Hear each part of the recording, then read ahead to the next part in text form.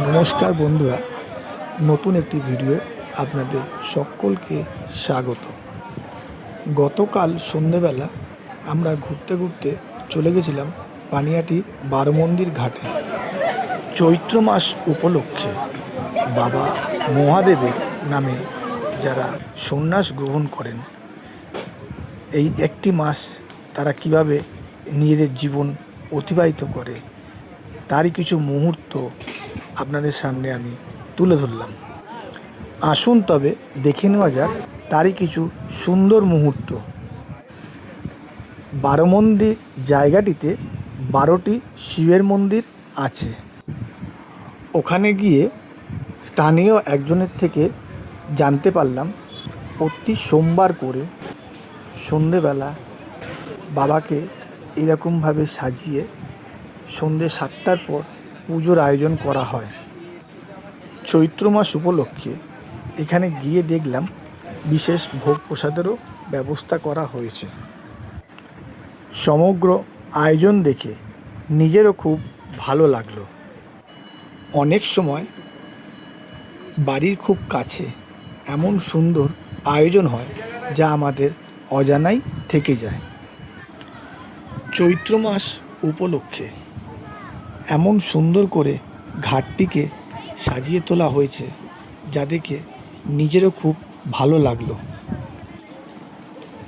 বহু বাংলা ধারাবাহিকে আমরা এই বারমন্দির ঘাটটিকে দেখে থাকি।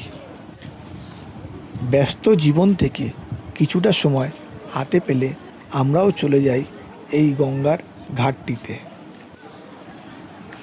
ঠিক সেই রকমভাবেই আজও আমরা এই গঙ্গার ঘাটটিতে পৌঁছে গেছিলাম। চলুন তবে সমগ্র বারমন্দির ঘাটটিকে আপনাদের একটু ঘুরিয়ে দেখাই।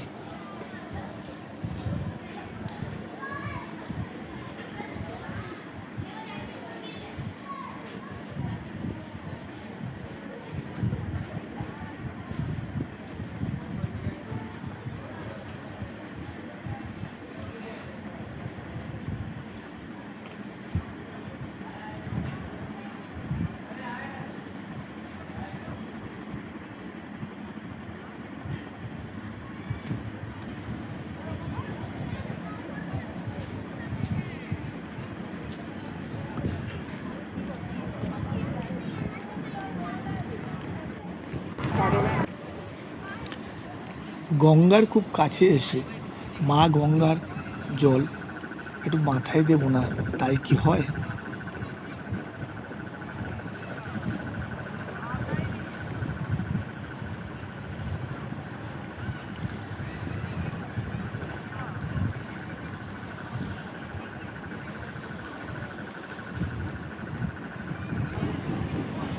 পানিহাটিতে যেমন বারমন্দির ঘাট আছে, ঠিক গঙ্গার ওপারেও কোন্নগরেও আরেকটি বারমন্দির ঘাট আছে।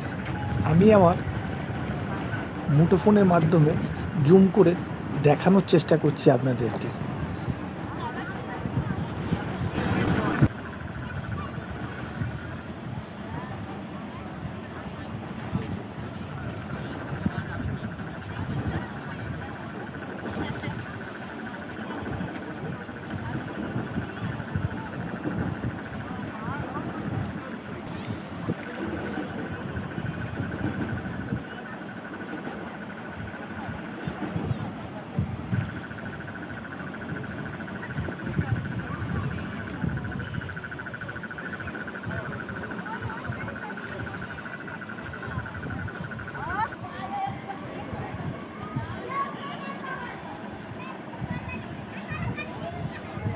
চলুন তবে ওনাদেরই একজনের থেকে জেনে নেওয়া যাক এই এক মাস তারা কীভাবে ব্রত পালন করেন।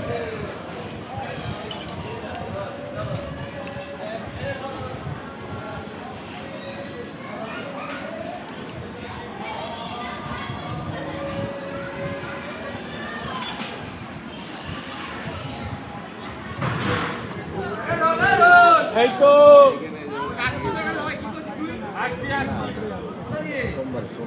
সোমবার করে আসছে আদিন থাকবে, আমার সোমবার এখানে গাজনের মেলা হয় না। হ্যাঁ সন্ন্যাসী আপনি?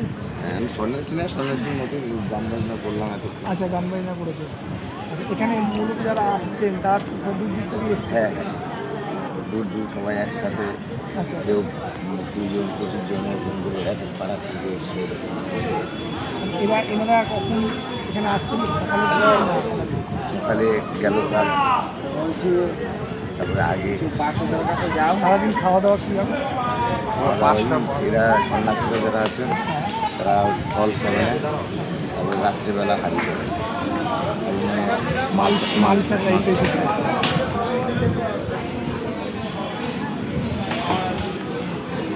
এমনি নিয়ম কানুন বলতে মানে মানে মাটিতে শোয়া বা বিছানায় শোয়া এইসব ব্যাপারে ঠিক আছে?